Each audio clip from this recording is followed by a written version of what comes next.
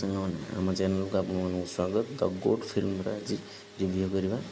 ଆଗୁଆ କହିଦେଉଛି ସ୍ପଏଲର ଆଲର୍ଟରେ ଯଦି ଆପଣ ଫିଲ୍ମ ଦେଖିନାହାନ୍ତି ତାହେଲେ ଟିକେ ଦୂରରେ ରହିଲେ ଭଲ ହେବ, ନହେଲେ ଆପଣଙ୍କୁ ମଧ୍ୟ ଫିଲ୍ମଟା ଏତେ ଭଲ ଲାଗିବ ନାହିଁ। ତା'ର ଷ୍ଟୋରି ମୁଁ ରିଭିଲ୍ କରିବା ପାଇଁ ଯାଉଅଛି। ଏଥିରେ ଆମର ଥାଲାପତି ବିଜୟ ଉଭୟ ବାପା ଓ ପୁଅର ରୋଲ୍ ନିଭାଇଛନ୍ତି। ପ୍ରଥମ ସିନ୍ରୁ ଆପଣଙ୍କୁ ଜଣେ ଷ୍ଟାରଙ୍କର କେମିଓ ମଧ୍ୟ ଦେଖାଯିବ। ଇଏ ହେଉଛନ୍ତି ବିଜୟଙ୍କ ସାର୍, ତାଙ୍କ ତାମିଲ ଇଣ୍ଡଷ୍ଟ୍ରିରେ ଜଣେ ବଡ଼ ସୁପରଷ୍ଟାର। ତାଙ୍କୁ ଥାଲାପତିଙ୍କୁ ତାଙ୍କ ସମୟରେ ବହୁତ ସାହାଯ୍ୟ କରିଥିଲେ।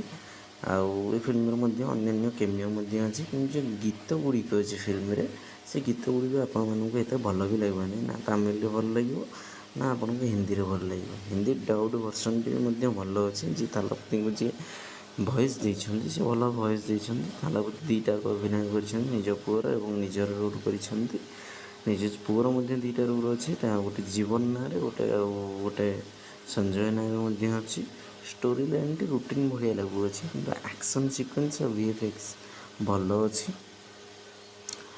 ଆଉ ଏହାର ଷ୍ଟୋରି ଲାଇନ୍ଟି ଗୋଟେ ସ୍ପାଇ ଥ୍ରିଲର୍ ଭଳିଆ ଲାଗୁଅଛି।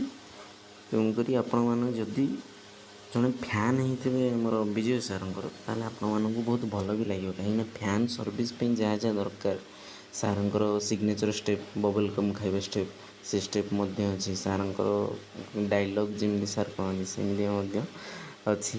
ଆଉ ଫିଲ୍ମର ଲାଷ୍ଟ ସିନ୍ଟି ବହୁତ ଭଲ ହୋଇଛି। ଆଉ ହିନ୍ଦୀ ଡବ୍ଡ ଭର୍ସନ୍ରେ ଯେପରି ସବୁ ସିକ୍ୱେନ୍ସ ଅଛି, ସେଇଭଳି ତାମିଲରେ ମଧ୍ୟ ଅଛି। ଶିବ କାର୍ତ୍ତିକେୟନଙ୍କର ମଧ୍ୟ ଗୋଟେ କେମିଓ ରହିଛି। ଆଉ ଶେଷରେ ଆଉ 2-3 ଜଣଙ୍କର କେମିଓ ରହିଛି। ଥାଲା ଅଜିତଙ୍କର ମଧ୍ୟ ଗୋଟେ କେମିଓ ଅଛି, କିନ୍ତୁ ସିଏ ତାଙ୍କର ଫେସ୍ ଦେଖାଇ ନାହାନ୍ତି, କେବଳ ତାଙ୍କର ବ୍ୟାକ୍ଗ୍ରାଉଣ୍ଡ ସ୍କୋର୍ ବାଜିଛି। ଆଉ ଆମର ଯେଉଁ ଅଛନ୍ତି ଯେ ଧୋନି, ତାଙ୍କର ମଧ୍ୟ କିଛି ପରିମାଣର CSK ଟିମ୍ର ପୁରା ଫୁଲ୍ ଟିମ୍ର ଲାଷ୍ଟ ଆକ୍ସନ୍ ସିକ୍ୱେନ୍ସଟି ମଧ୍ୟ ସେଇଠି ରହିଅଛି। ଆଉ ଥାଲା ଅଜିତ ଫିଲ୍ମଙ୍କର ତାଙ୍କର ଗୋଟିଏ ବ୍ୟାକ୍ଗ୍ରାଉଣ୍ଡ ସ୍କୋର୍ କେବଳ ବାଜିଛି। ଆଉ ନହେଲେ ଡେଲି ରୁଟିନ୍ ଅନୁସାରେ ଫିଲ୍ମଟା ଭଲ ଅଛି। ତେଣୁକରି ବର୍ତ୍ତମାନ ସୁଦ୍ଧା 126 କୋଟି ଟଙ୍କା ଅର୍ଜନ କରିସାରିଲାଣି।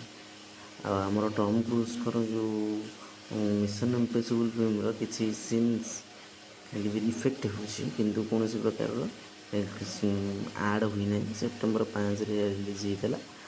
ଆଉ ବିଜୟଙ୍କର ତ ଭଲ ଆକ୍ଟିଂ ରହିଛି। ଆଉ ଏହା ସହିତ ଭାବୁଛି ଫିଲ୍ମଟି ଭଲ ଭାବରେ ଗତି କରିବ। ଆଉ ଏତିକି କହି ରହୁଛି। ଜୟ ଶ୍ରୀରାମ। ଆମ ଚ୍ୟାନେଲକୁ ସବସ୍କ୍ରାଇବ୍ କରିବେ। ଧନ୍ୟବାଦ।